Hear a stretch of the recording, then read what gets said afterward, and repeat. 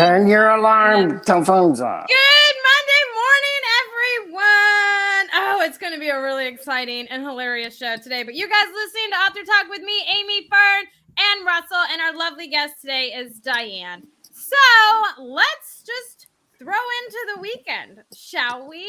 Because it was exciting. So last week after AuthorTalk, right? So I'm getting my backyard redone this Thursday because I have a drainage issue. So we're getting it like re-graded and stuff like that. So we have a bunch of pavers that we thought were going to fix the problem. Well, I've decided, or I did last week, I'm going to move all those damn pavers and clean them by myself. And they're the big, huge, square ones. We probably had about 80 of them, right? And, you know, in Texas, we have this massive heat wave going through where right now it feels like 115 outside. It's like 103, 104, actually. And I moved all 80 of them and rinsed them off while my husband was at work. Okay. You're such a badass. I am. That's of course what you did. I did. Why didn't you just power wash them? What's wrong I had with to you? pick them up. They were recessed into the ground. So I had to dig underneath them and leverage them to get them up, right? And then clean them. So I did that last week. And then on Saturday was mine and Josh's 7-year anniversary, but we've been together almost 10 years in August. So we celebrated that. And then there was Father's Day on Sunday. And so we spent the time with Josh. The kids made him number one dad and a bunch of glitter, right? Because I have girls, so it was glitter galore. But we did all of that and just, you know, did things that he enjoyed. But he also had a daughter daddy date on Friday. Hey, on Friday, and kind of spent time with the girls and everything like that. So it was fun and exciting. And now we're going to get the yard done and I don't have to be out sweating my ass off lifting pavers. Okay. So your Father's Day gift to him, Amy, was that you cleaned all those 80 things and didn't try to wait for him to get home from work. That was your gift. Yes. And then I also got him a watch and then some kind of sprinkler wireless control panel. I don't know, a Rancho or something like that is what I got him also. But yes, moving those pavers because he was at work and I didn't want to wait and do it on Saturday because we had to also take down the playground and then we need to move the trampoline, which I cannot do by myself because I'm only 5 foot, y'all, and it's a big ass trampoline. So that's what I did in a nutshell. So what all did everybody else do? Who wants to go first? Well, I'll go. Okay. Spoke for so we went to the Blue Ridge Mountains this weekend, and on Friday or Saturday, I can't remember which, Friday, I was hanging out at a cigar bar in Blue Ridge, Georgia, up in the mountains, and there was this guy named Lyndon there that I started talking to, and he pulled out a box of real Cuban cigars and gave me one. And we were smoking Cubans at this Smoky Bear cigar bar, Blue Ridge. And as we started, we were talking about books and our past. And it turns out that we both grew up in the same town, Amarillo, in Texas, at the same time. Wow. And that's weird. No, that's life. That's weird. The world is a small place. I mean, it's incredible. Yeah, but that is very cool. Cuban cigars. I'm jealous. They were so good. I love it. What did everybody else do? Fern, do you want to go? Sure. So I jumped into the annual June retreat that Max hosts. You know, usually I marathon and do both sessions, but this year I taught some summer camps.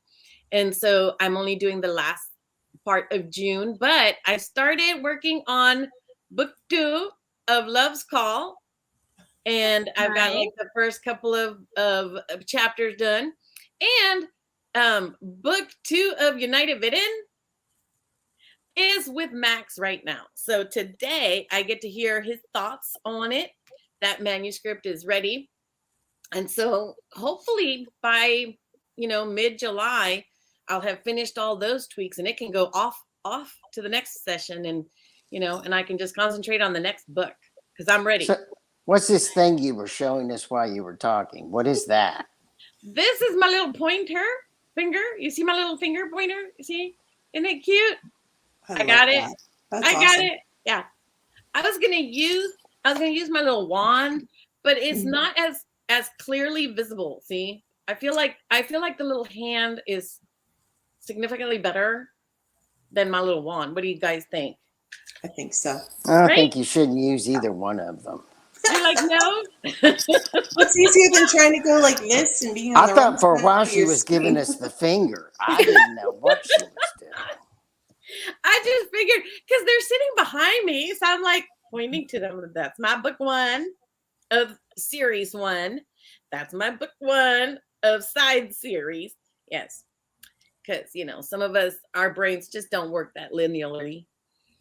But that's what I've been doing. And my brother came, to celebrate my dad for Father's Day. We celebrated him yesterday. And why they brought me these really adorable little cactus, okay, these little cacti that are in magenta and purple, okay. Nice.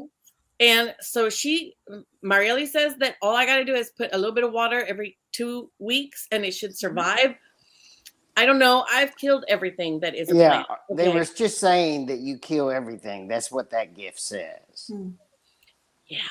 Yeah, we shall see. I don't know. Cactus are hardy.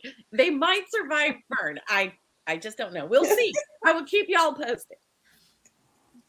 So what's happening in Alberta, Canada, Diane? Yeah, Diane.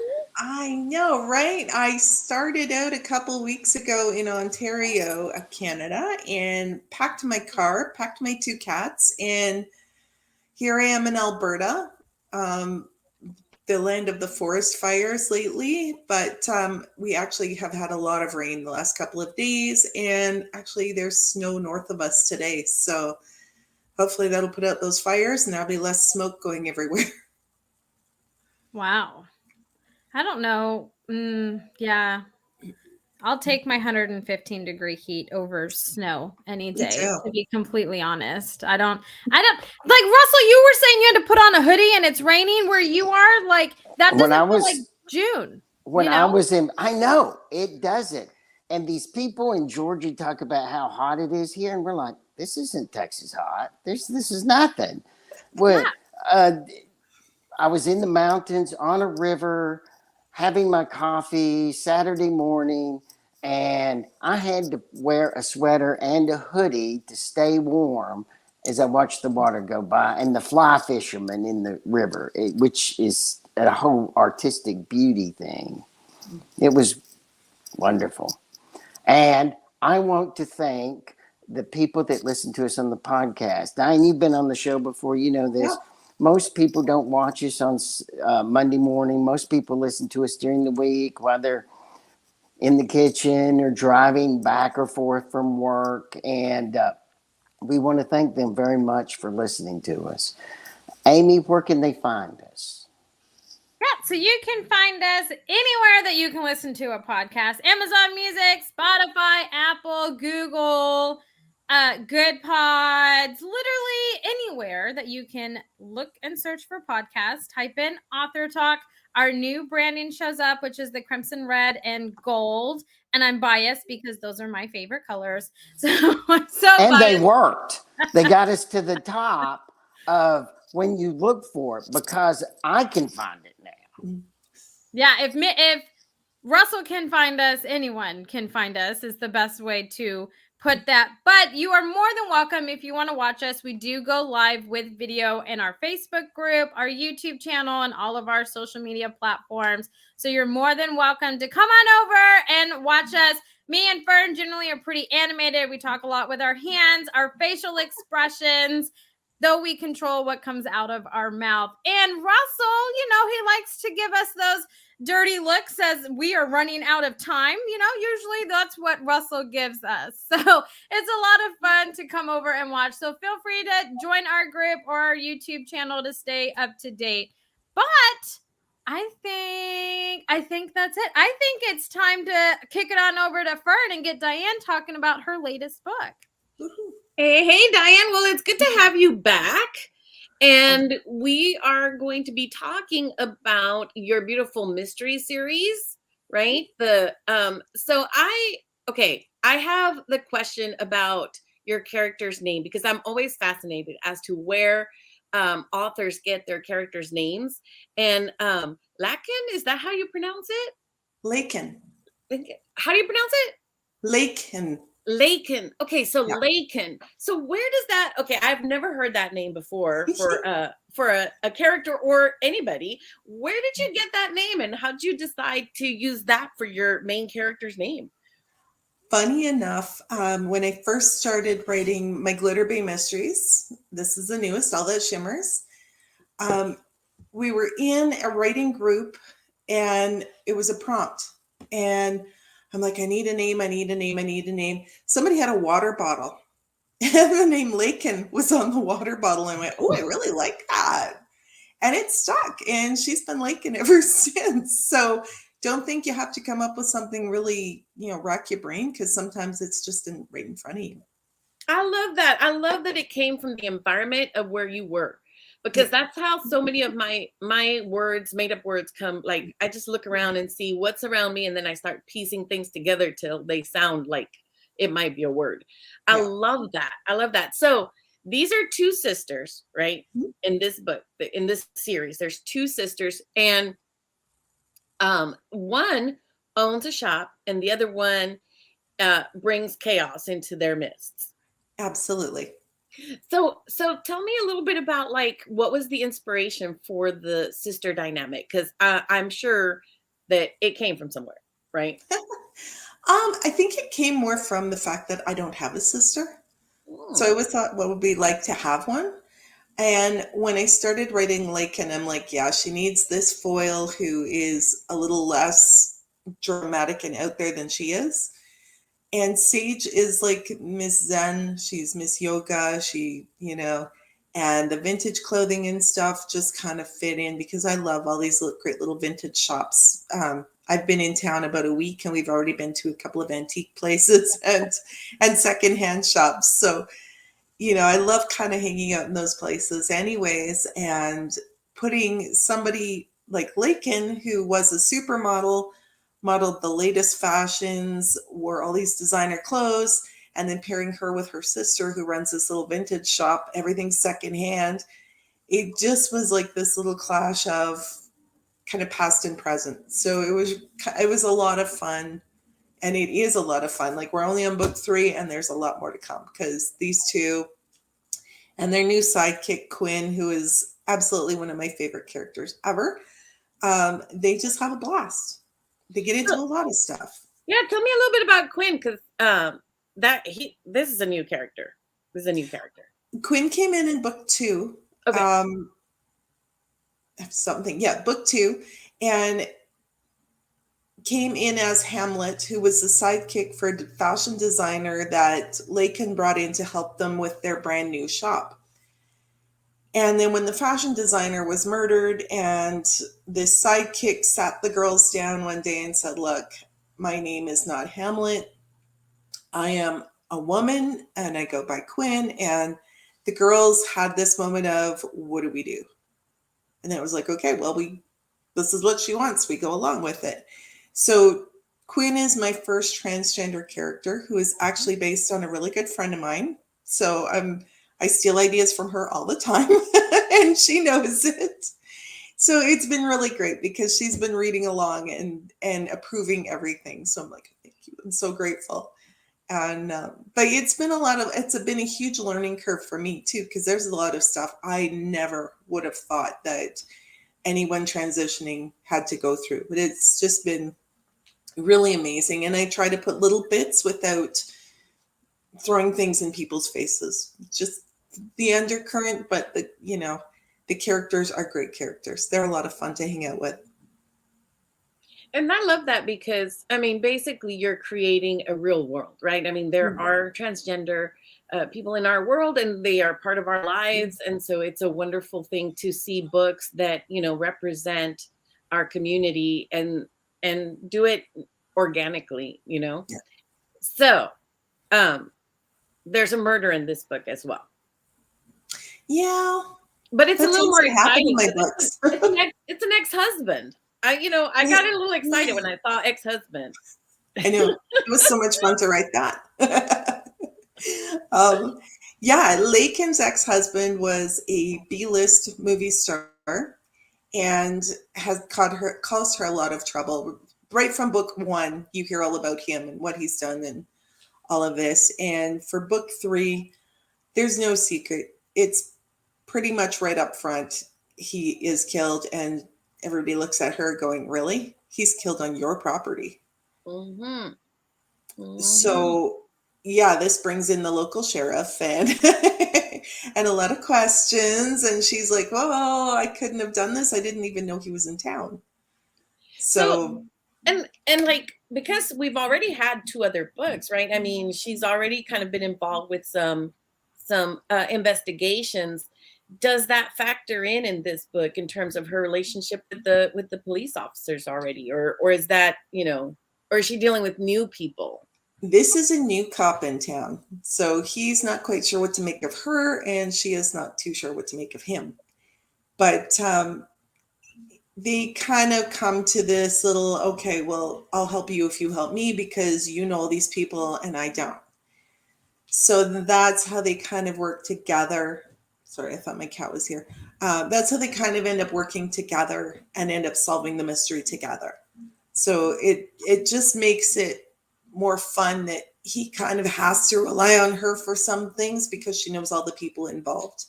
Because it seems like half of LA comes to this little cove town, and those are most of the major suspects, including her. How did you decide on the town? Like, when you first began the series, how did you decide the setting for it? The small town, but not, because we're used to, like, I don't know, Murder She Wrote. I love Murder She Wrote, right? But that was over in Maine, right? So how did you decide where you were going to put this series?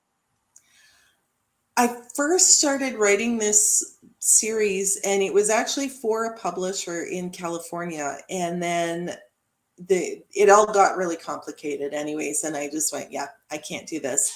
But I love the series and I love the characters. So I just moved the town where it was located, and I already kind of had an idea what the town looked like and everything. And I'm like, well, I haven't written anything on the West Coast, so let's try there, because most of my books, I have one book based here in Canada, in Ontario, and the other series are based kind of around Lake Erie, Lake Ontario. So going out west seemed like a fun thing. And I had at that point people telling me, oh, you need to base your books in the US. And I'm like, okay, well, we'll just keep it. Oregon is lovely. I've been there a few times and I absolutely love it. So this just seemed like a good spot, just outside the big city, but on the ocean and the beach, and who doesn't love the beach? Mm-hmm. And close enough to get the visitors. Exactly. There's a reason for them to be there. So that is cool. So what is what was one of the biggest challenges in writing, not just one mystery story, but as you're building a series around these characters? What are some of the challenges that you're finding as you move further and further into the books? Sometimes just keeping track of some of those little tiny things, right? Sometimes you forget, oh yeah, this character had the green eyes in book one and now suddenly they're blue. But for the most part, it's just finding ways to help my characters grow through the series. I mean, you used Murder She Wrote. Like, her world, she is always doing things and changing things, but she didn't seem to grow as a person. Mm-hmm. She was always kind of the same person. Mm-hmm. And one of the things with all of my series is I like to have my characters grow from book one right through to the end of the series. They have to learn stuff. They have to change things. Life doesn't stay static. Yeah, I love that. And that is very true, because you see that a lot in series like Murder Mysteries, because Matlock really didn't grow either. Or Perry Mason was just divine from beginning to end, Have Russell? you You ever got thought nothing to about do. having, instead of having a character grow, having them digress? And that can happen Have too, you right? ever written that? I haven't yet. Emphasis on yet. But I'm working on ideas for, I'm not sure if it's the last book of my Gilda Wright series or not yet, but Gilda has come to a turning point in her life. And that's what I'm struggling with is she going to digress a little bit, or is she going to power forward? So I that's love that. still up here. It's not on paper yet, but that is in the works. And So we'll see what happens. I would vote for the digress because I feel like it's a really legit thing. Sometimes you just go backwards for a bit and Yeah. then you move forward, you know? And that may happen for this book. Like I said, I'm not sure if this is the last one or not, but she's got a huge decision to make in her life. And I'm just not sure if she's ready to go for it or not. So we'll find out. So this book you're talking about, this is a different series. Tell us a little bit about that one.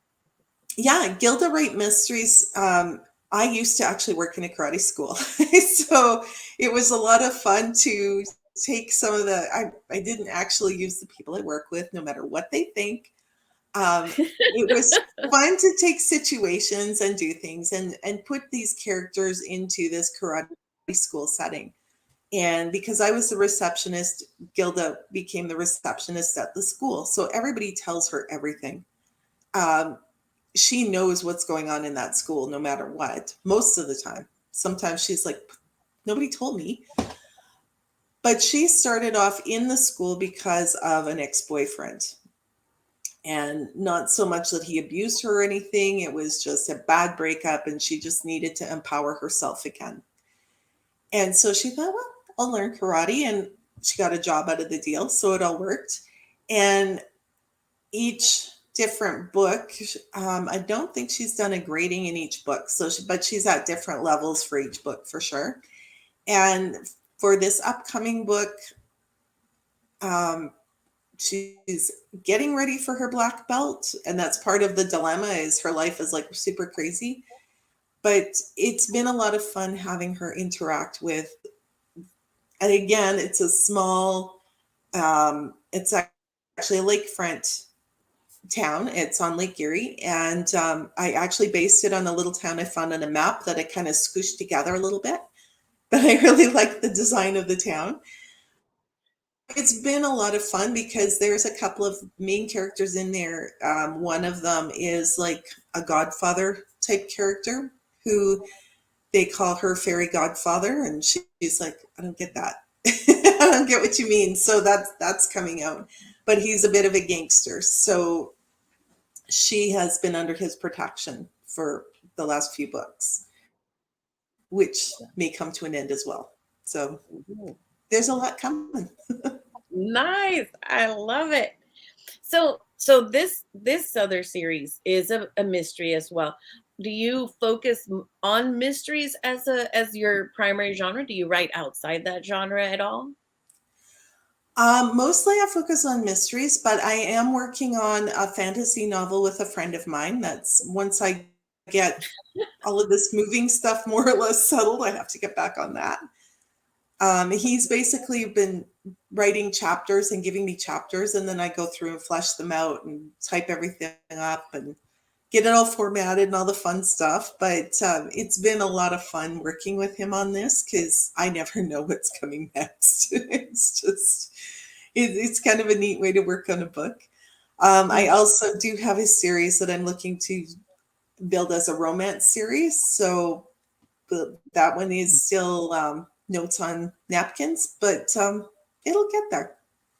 Yeah, slowly but surely, right? So Yeah. fantasy, do we have dragons in it? Because dragons are essential.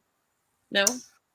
I'm trying to remember. I think he has added a dragon. There was not a dragon up to this point, but I think in some of the chapters he gave me to type in, I think there is a dragon in there. So yeah, they show up. I mean, they do. just sort of suddenly show up. And then they hog the whole story. So you got to be careful with them, Well, and he's planning a book too. So I'm going, oh boy, here we go. There's the dragon. Great story. It's the dragon effect. Yes, that's the problem with dragons. Yeah. Dogs are the same problem. Same You put problem. a dog in it. You put a dog in a book, it starts to take over. It's terrible. Well, You and that can't was kill the it. problem with this series. So. Well, did you kill your dog? I Oh. killed a horse in one of my first books, and I got more complaints about killing that horse than I did any of the humans I killed. Yeah, no, in book 1 of the Glitter Bay Mysteries, Lakin actually does find a puppy who has become a big part of her mystery solving. So, Yes, yes. You know, Amy went and got a puppy. Oh, I did, and I'm still reaping the consequences of that. I did it while my husband was out of town, and I got a big ass dog. I'm not even gonna lie. I got a big dog, and I had a little Chihuahua, which I still have, and I went and got this Great Pyrenees Lab Pit Bull mix. So it's a huge dog, and I got it a year ago in February. I fostered it, and then I adopted it in March, and my husband wasn't too happy, but I did give him 2 years. I lost my other dog. I gave him 2 years to come around to the idea, and he didn't. So I just kind of pulled the wife card and did it. Like, I'm gonna do it. I can make decisions too. That's how I did it. So don't be like me. Don't be like me. You gotta love it. You gotta love it. Okay, who cleans up after that monster dog? Josh cleans up from after him outside, and if he makes messes or chews up stuff inside, then we both do, with an emphasis on I get Amy, this is your dog if he's having to do it. That will always be said. But I feel like he technically went and got that second motorcycle and just told me he was doing it. So that and a dog to me is the same thing. Okay. Like, so you made him sell that second motorcycle. Does he have the same liberty to make you sell that dog? No. Oh, No, No. he doesn't. I believe what I told him. Oh man, this makes me sound really mean, but I'm gonna own it because I know I'm not the only one that's ever said this. I believe I told him that if he was going to, get rid of the dog or do anything like that, I would get rid of him before I got rid of the dog. Like it was like a whole thing. Like, I have no problem. Later, I will keep all of my animals except for the one that he picked out, which is my female cat. Like, for me, she's up for adoption. Whoever wants her can have her. But everything else is staying with me. He has visitation for the animals and stuff, but he would be the one that would go. Like, I definitely would do that. And I've told him my love has limits. Okay. My love has limits, temperature limits, and just animal limits. So he knows where he stands. It's the thing. He knows. I love it. I love it. So, returning to you, Diane, after this awesome digression. You can't go wrong with animals, right? You can't. I mean, well, this is what happens when you start talking about dragons and dogs. They just take over the whole conversation, the whole book, the whole series, your whole life. I mean, that's just the way it is, But going back to like you writing mysteries now, what made you gravitate to that particular genre? It's so funny. I've always loved puzzles and I've always loved reading mysteries, but I never really wrote them. I just kind of dabbled with whatever before I published anything. And then I entered a mystery writing contest, and it was to write a novella, and it was 10 chapters. They gave you all the characters, all the clues, everything. You just had to write the book. And it was through a little publisher in Ontario. And they started off one way, then they changed the rules and said, just write the book. Write the book, submit it. And I ended up winning. And I was like, who thought? Who knew I could actually write a mystery? So that changed everything I was working on before then, suddenly changed into a mystery. And then it got easy from there. So I'm like, okay, I think I've found my genre. So I've been writing. So All That Shimmers is my 15th mystery. And I've been published with the same publisher for all of them. And ironically, it just has been so funny. I moved from Ontario to Alberta. My publisher is in the same town that I now live in. And I actually will be starting to work with them in July. So it's been a really fun ride. Very cool. Very, very cool. And do you find it challenging coming up with the clues? Like, what is your process? Do you first come up with some clues? Do you first come up with like what the murder is going to be? What is your process when you're getting ready to write? Usually I come up with the murder first. And sometimes I don't even know who done it until I get to the very last chapter. And then at that point, I go back and I add in some of the little clues and little red herrings and stuff. Sometimes they've been there from the start, but sometimes I just have to do some tweaking. But I just find it easier for me to just organically start to write and let the story grow and then come back later. Because I'm not one of these people who can just plot every little detail out. Sometimes I can make notes and I follow them, and sometimes I go, where'd that piece of paper go? Oh, well, and start over. So it's easier for me to just write a bit at a time and see where it goes. I love that. I love that. Because I am also kind of a discovery writer. But some of them have been plotted now. Like I have 2 plotted out books, Russell helped me with one of them. And it's interesting, the dynamic between when you plot one out and when you just let it flow. And I love that you don't even know who the murderer is going to be, and you just sort of discover it yourself. Or sometimes I have the idea from the start. I know who did it. By the time I get about 3/4 of the way through the book, I'm like, no, I like this character now. They can't have done it. Sometimes it goes back and forth and changes, but at the end of the day, I do have a murderer and I do have a victim, and all the clues are in there, and it seems to work. That is awesome. So you were talking about the challenges of character development across books, especially because these are very standalone novels. What are some of the things that you are considering in terms of your main character? What are some of her growth areas that you see building into the series, or that have already been in there? Yeah, well, I know with the Glitter Bay Mysteries in particular, why Lakin has come to this small town was she ended up getting cancer, and she lost her career, she lost her marriage, like everything fell apart for her.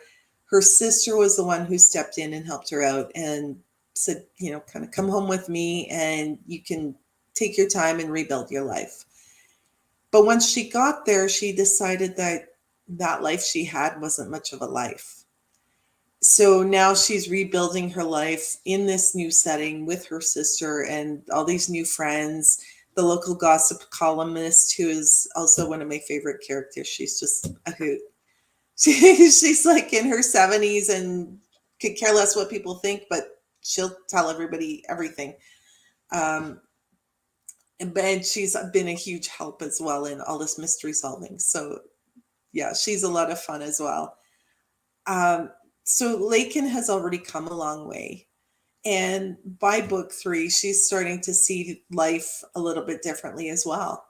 So she's not looking at, the ultra handsome sheriff in town and, she's kind of like, okay, you know what? Just, I'm not up for any of this.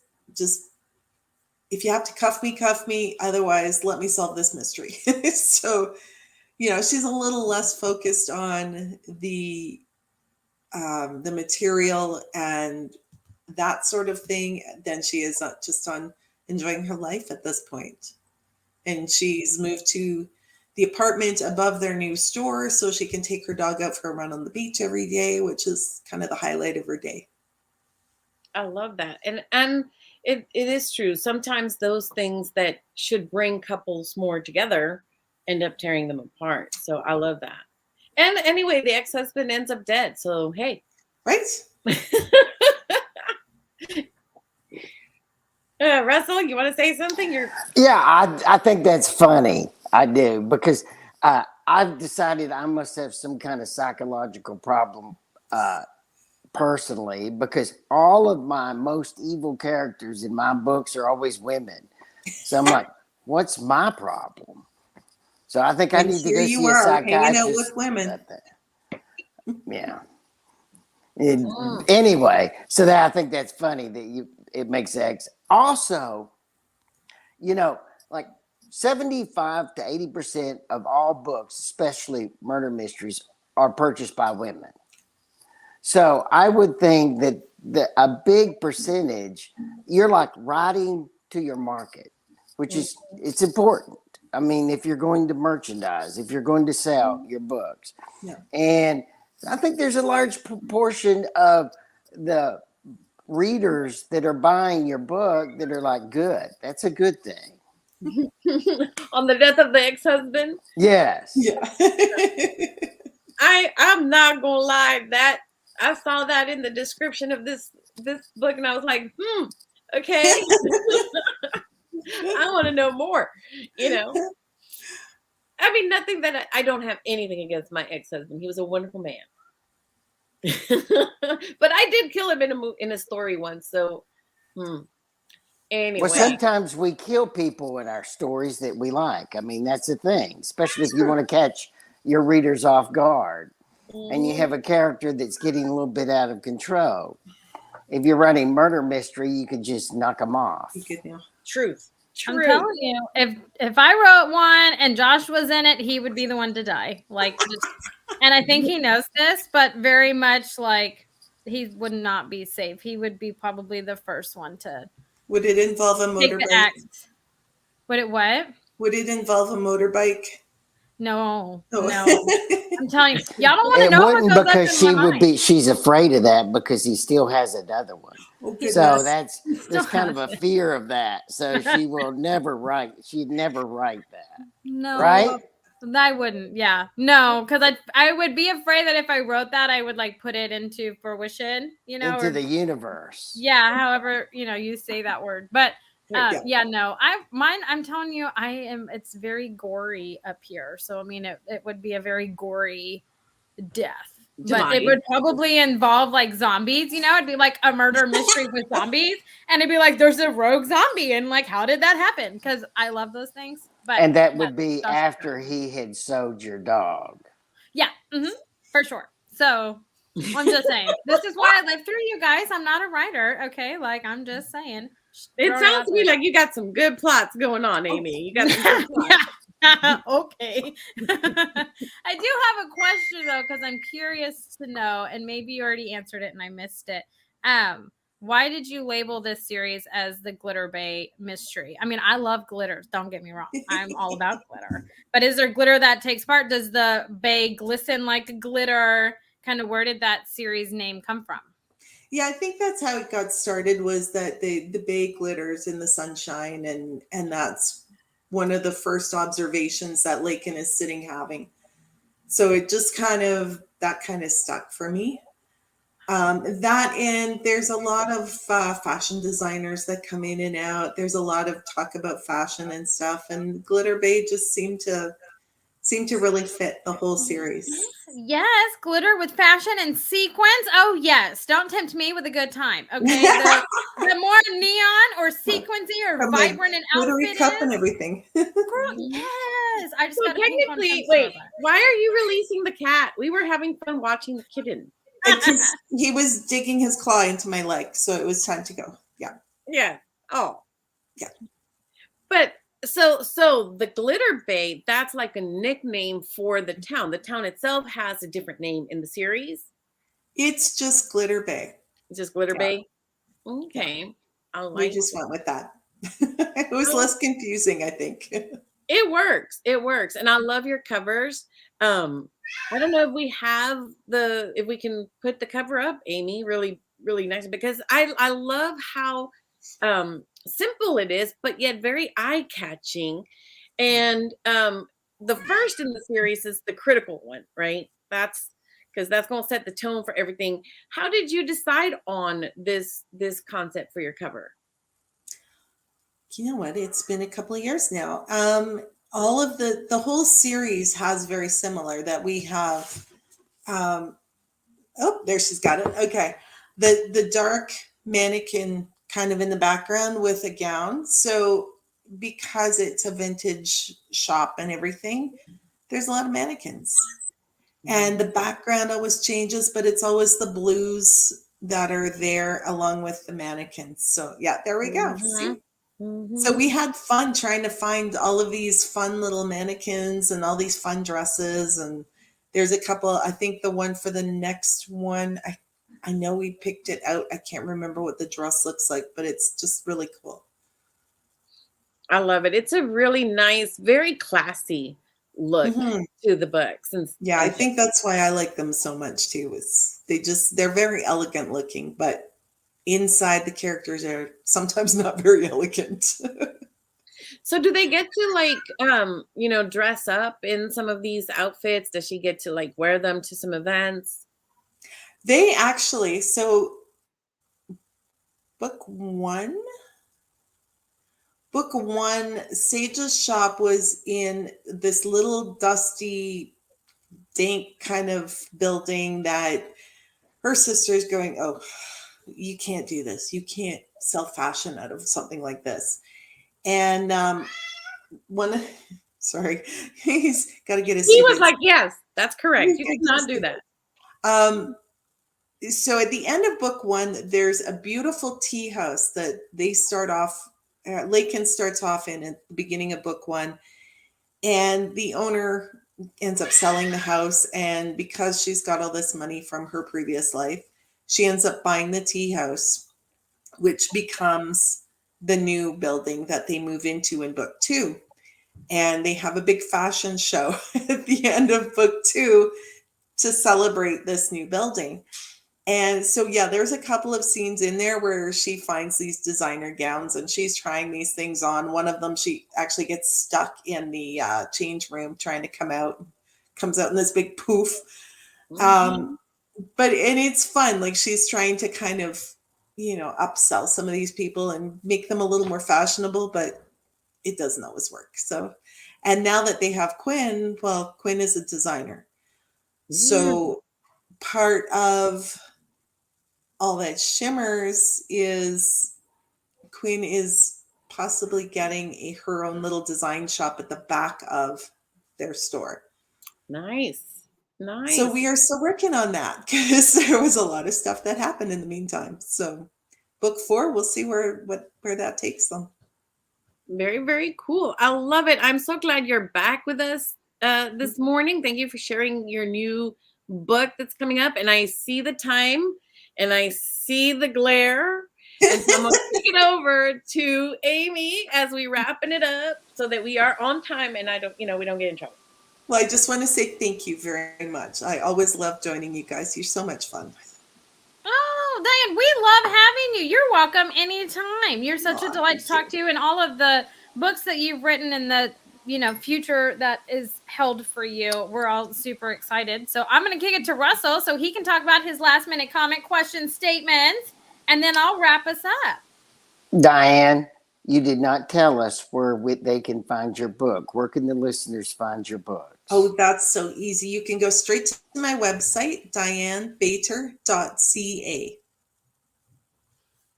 I love that. Well, Diane, thank you so much for taking time out of your day to come and hang out and chat with us. And we're excited about your new book and the Glitter Bay Mystery Series and what the future holds for you. So we absolutely would love to have you back whenever. You're such a delight to talk to.